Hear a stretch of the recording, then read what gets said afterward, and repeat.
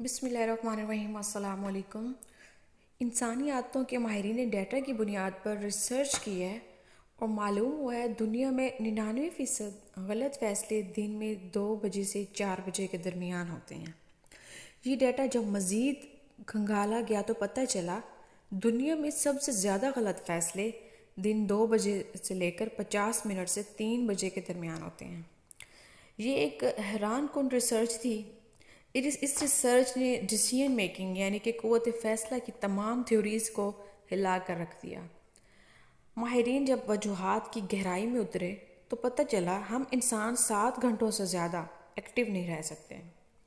ہمارے دماغ کو 7 گھنٹے کے بعد فون کی بیٹری کتنا ریچارجنگ کی ضرورت ہوتی ہے، اور اگر ہم اسے ریچارج نہیں کرتے تو یہ غلط فیصلوں کے ذریعے ہمیں تباہ کر دیتا ہے۔ ماہرین نے ڈیٹا کا مزید انالائز کیا